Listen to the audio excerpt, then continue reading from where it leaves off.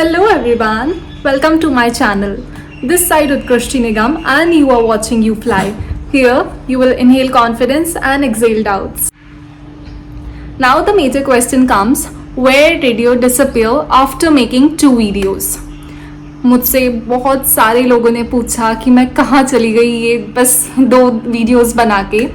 So the answer is those who know well and good, those who don't know, मुझे 1 month की PhD मिली थी और मेरा जो लास्ट वीडियो था उसको बनाने के जस्ट 2 और 3 डेज बाद I got to know that my classes are going to start soon of that PhD. तो मुझे टाइम बिल्कुल नहीं मिला टू अपडेट यू ऑल कि मैं अब ट्रेनिंग में हूँ 1 मंथ की. सो टाइम नहीं मिलेगा वीडियोस बनाने के लिए and I really apologise for that. जिसका रिप्लाई नहीं कर पाई या जिसको कुछ हेल्प चाहिए थी और मैं हेल्प नहीं कर पाई, I am really sorry for that. But I shared a post, I remember, in that I mentioned that I am in 1 month PhD and as soon as it will end I'll start making the videos again. So that was the reason of my disappearance, nothing else. But please remember, I am not going to disappear like this again. I'll try my best to continue with my videos and to help you in whatever ways I can. So just stay connected with me and give a lot of love to this channel. And बस इतना ही. अब बात करते हैं in this video. In this video, I'll be talking about what is PhD, to whom it is given, why it is given, and the 4 types of institute in the PhD, and selection ratio of the PhD, the major thing. So without any further delay, क्योंकि delay already बहुत हो चुका है, let's get into the video. So let's talk about the very first topic, which is what is PhD. So PhD is pre-hiring training which is conducted by Indigo Airlines. Earlier, this training used to be free for everyone, but now you have to pay a certain amount to get into this training. So what is the amount? Is it refundable or not? And when you have to pay the amount, to whom you have to pay the amount, everything I'll be covering in this video. So watch it till the end. So the first question, why this PhD is given to candidates? Okay, तो इसको समझते हैं पहले. Direct selection, we all know what is direct selection. मतलब you went for the interview, you cleared the interview और आपका direct selection हो गया. You just have to do the documentation process and you are directly going to iFly. Wow, ये हो गया आपका direct selection. पर एक होता है PhD. जब आपको PhD मिलती है, अब PhD मिलती है तो क्या होता है? First you have to go to the interview, cabin crew interview. You will clear all 4 rounds. Then the HR will tell you that you are selected for PhD. Would you like to take it or not? ये completely आपके ऊपर रहता है कि आपको PhD लेनी है या नहीं लेनी है. पर अगर आप उस चीज़ को डिनाई करते हो, फॉर एग्जाम्पल मुझे मिली थी 1 मंथ की PhD, अगर मैं उनको बोलती sorry I don't want to take this 1 month PhD, तो क्या होगा? मुझे वो लोग कूलिंग पीरियड में डाल देंगे. कूलिंग पीरियड क्या होता है? अगर आपको फॉर एग्जाम्पल अगर आपको 1 मंथ का कूलिंग पीरियड दिया गया है तो आप उस पर्टिकुलर एयरलाइन के इंटरव्यू नहीं दे सकते उस 1 मंथ में. ऐसे ही होता है इंडिगो एयरलाइंस में. अगर आपको PhD मिली है और आप अगर उस PhD को मना कर देते हो that you don't want to take this PhD, तो आपको उन लोग कुछ टाइम के लिए कूलिंग पीरियड में डाल देते हैं. I am not sure about the number of months, but मैं आपको क्रॉस चेक करके बताऊंगी कि कितने टाइम्स का कूलिंग पीरियड देते हैं हम लोग. तो ये हो गई कूलिंग पीरियड की बात. अब ये हो गया PhD कि आप एक डायरेक्टली सिलेक्टेड होते हैं, एक डायरेक्टली सिलेक्शन जाता है और एक PhD के थ्रू जाता है. अब क्यों देते हैं उन लोग ये PhD, क्या देख के देते हैं?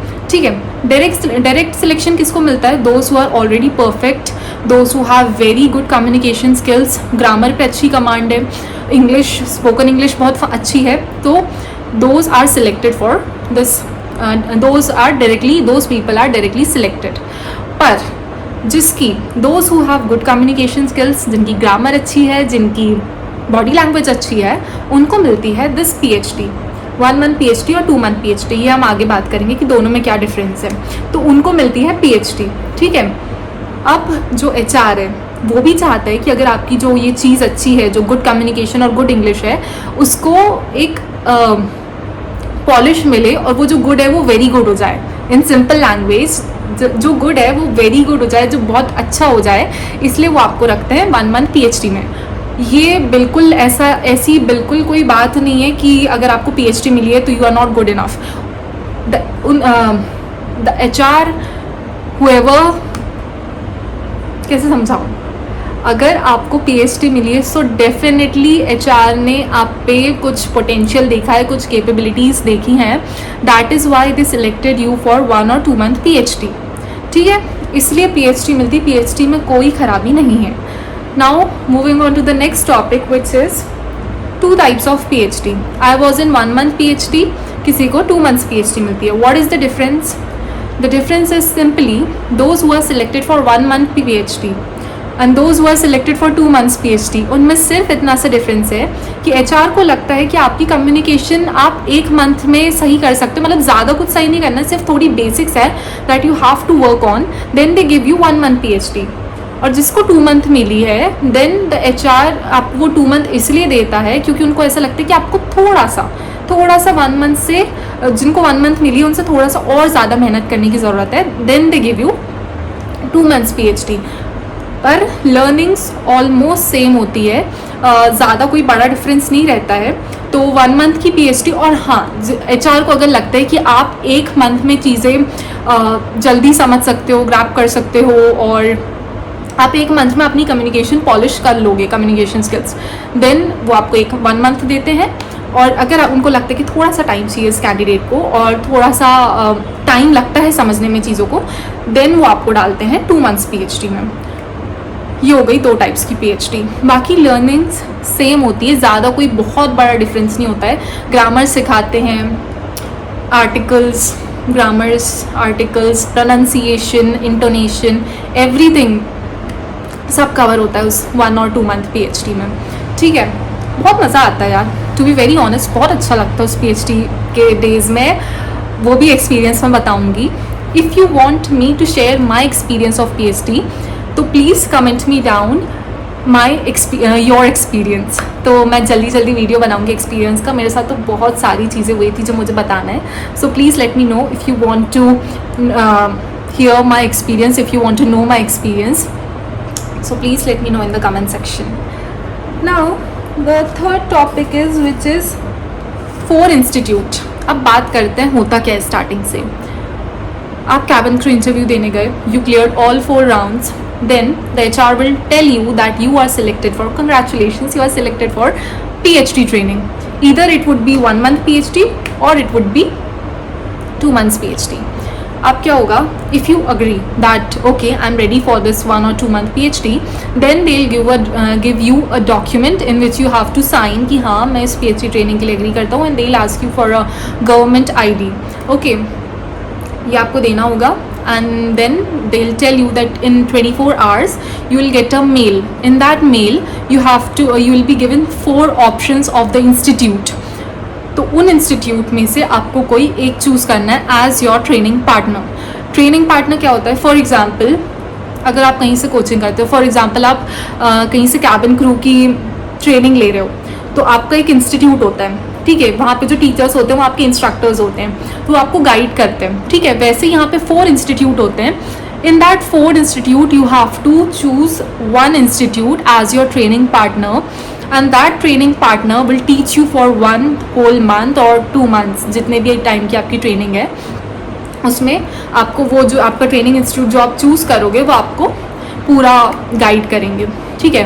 4 इंस्टीट्यूट्स होते हैं, आपके पास मेल आया, 4 इंस्टीट्यूट्स की लिंक दी है. अब आप कंफ्यूज हो जाओगे कि मुझे कौन सा चूज़ करना चाहिए, अच्छा कौन सा है. तो एक ओवरऑल लुक दूँ तो सभी इंस्टीट्यूट्स अच्छे हैं, that is why they are there, that is why IndiGo उनको रिकमेंड कर रहा है, ठीक है. सभी इंस्टीट्यूट अच्छे हैं.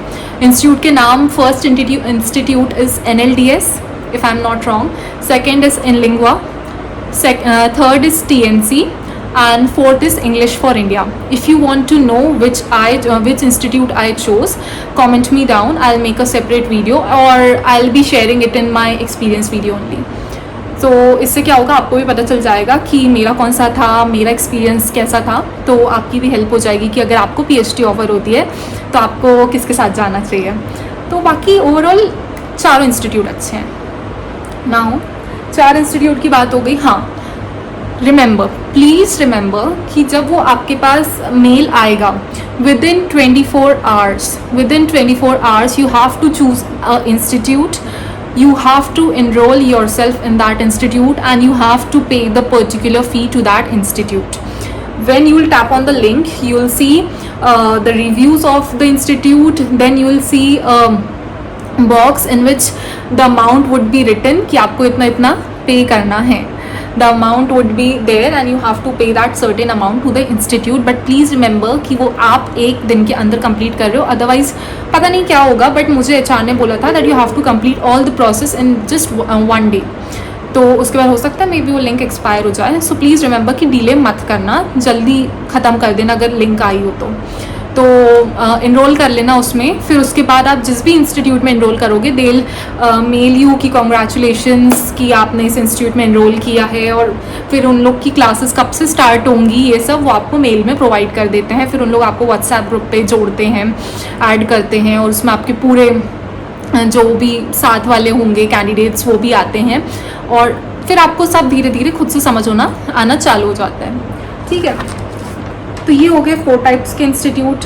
अब selection ratio, the very important thing जो सब जानना चाहते हैं कि what is the selection ratio of PhD. अगर मैं PhD में सिलेक्ट हुई हूँ तो will I be definitely selected, या पक्का सिलेक्ट हो जाऊंगी, या अभी भी कुछ चांसेस हैं इधर उधर होने के. ये तो मेरे मन में भी था, सबके मन में होता है, बिकॉज जब हम किसी चीज़ में इन्वेस्ट करते हैं, नॉट ओनली जस्ट मनी, हम अपना अगर हार्डवर्क देते हैं, उसमें पैसे भी इन्वेस्ट करते हैं, तो एक अंदर से थोड़ी टेंशन होती है कि हाँ मैं हो जाऊंगी कि अभी भी कुछ चांसेस हैं. ठीक है, तो selection ratio, to be very honest, very honest, selection ratio is really good. उन लोग सिलेक्ट करते हैं, बट अगर आप इस गलत फहमी में हो कि अगर मैं PhD में हूँ और अगर मैं जितना मुझे आता है मैं उतने से भी, जैसे फॉर एग्जांपल PhD में होता क्या है, आप PhD के लिए सिलेक्ट हुए, फॉर एग्जांपल आप अगर 1 मंथ PhD के लिए सिलेक्ट हुए हो तो 22nd डे पे, मतलब 22nd डे की होती है, 22 डेज़ की होती है वो PhD, तो 22nd डे पे आपका एक और फाइनल इंटरव्यू होता है, वर्चुअली होता है. You do not have to go anywhere for that interview, it is virtually, you are virtually connected to the HR, and again like the second round of the interview, virtual interview जो होता है ना, virtual round, वैसे ही आपका final evaluation होता है. उसके लिए भी मैं एक पर्टिकुलर वीडियो बनाऊंगी, फाइनल और मिड इवैल्यूएशन. तो वो जो इंटरव्यू होता है, अगर आप सोच रहे हो कि अगर मैं PhD में हूँ और अगर मैं ऐसे ही करके वो इंटरव्यू निकाल लूँगी, सो आई एम रियली सॉरी, फिर बहुत डिफ़िकल्ट होता है निकालना, ऐसे नहीं होगा. But I can assure you कि अगर आप उस 1 और 2 मंथ्स में अपना बेस्ट दे रहे हो, आप क्लासेस रेगुलरली अटेंड कर रहे हो, आप अपने इंस्ट्रक्टर्स को सुन रहे हो, और जो भी असाइनमेंट्स होमवर्क्स आपको दिए जा रहे हैं अगर आप वो कर रहे हो, then I am damn sure कि क्लियर करना ईजी है. बट अगर आपने उस चीज़ को फॉर ग्रांटेड में लिया कि अगर मैंने इंस्टीट्यूट को पैसे दिए हैं और अब तो मैं बहुत पास हूँ इंडिगो के, तो अगर मैं ज़्यादा मेहनत नहीं भी करूँगी तो हो जाएगा मेरा, सो आई एम रियली सॉरी. इतना भी ईजी नहीं है और इतना भी डिफ़िकल्ट नहीं है. इट इज़ लाइक 1 से 10 के स्केल में 5 पे है. आप एक उससे इधर भी हो सकते हो, आप बैकवर्ड्स भी जा सकते हो, और आप उसको एस भी कर सकते हो. But it completely depends on you कि आप क्या चूज़ कर रहे हो. Please, selection ratio is really good. It doesn't mean कि आप जो भी करोगे तो you will be selected. It is not like that. You have to put a lot of hard work. जब मैं अपनी एक्सपीरियंस वीडियो बनाऊंगी, मैं मेरा पूरा एक्सपीरियंस बताऊंगी विदाउट एनी फिल्टर कि what happened with me, what was my experience, was I selected in first core, was I rejected, so everything I'll be sharing. पर एक्सपीरियंस वीडियो के लिए I told you comment me down, तो कितना मैं जल्दी बना पाऊँ इस वीडियो को, तो मैं उसमें सब बताऊंगी. बट टिल नाउ, अभी जो ये वीडियो देखेंगे, तो please remember, it is not at all easy और it is not at all tough. You just have to do your best, you have to give your hard work and then you will clear. So ये assurance मैं दे सकती हूँ. ठीक है, तो अभी के लिए बस इतना ही. PhD क्या है, PhD क्यों दी जाती है, इंस्टीट्यूट क्या है, और कब आपको इसमें, हाँ, रिफंडेबल वाली बात. सो येस, अगर आप PhD क्लियर करते हो तो आपको तब भी आपके पैसे रिफ़ंड नहीं होंगे, और अगर आप PhD क्लियर नहीं करते हो तब भी आपको पैसे रिफ़ंड नहीं होंगे. तो इसलिए वर्क हार्ड एंड फिर तो मैटर ही नहीं करता रिफंड हो या ना हो, ठीक है। इसलिए work hard, clear your PhD, comment me down ताकि मैं भी आपको कंग्रेट्स कर सकूँ। मेरा एक्सपीरियंस मैं जल्दी ही वीडियो बनाऊँगी। For that stay connected, subscribe to my channel, and if you need any assistance you can comment me down. One more thing I want to share, if क्या होता है कभी कभी YouTube में कुछ कमेंट्स रह जाते हैं रिप्लाई करने के, जो कभी कभी हाईलाइट नहीं होते ऊपर, so you can comment, you can DM me on my Instagram की ID मैं मेंशन कर दूंगी। You can comment me there, you can DM me there and I will reply you there. और इंस्टाग्राम में थोड़ा सा ईजी हो जाता है क्योंकि ऑडियो ऑप्शन रहता है, तो मैं ऑडियो से भेज देती हूँ जितनी भी हेल्प हो सकती है, जितनी चीज़ें मुझे पता है मैं उस वे में हेल्प कर देती हूँ। सो कुछ भी प्रॉब्लम हो यू कैन DM मी और comment me, I am always there. And बस आज के लिए इतना ही। Thank you so much for watching the whole video and thank you so much for showering the love. I can see कि बहुत सारे लोग मुझे कमेंट करते हैं, इंस्टा पे मैसेज करते हैं। Thank you so much for all the love and till the next video, stay connected, stay tuned and love you all.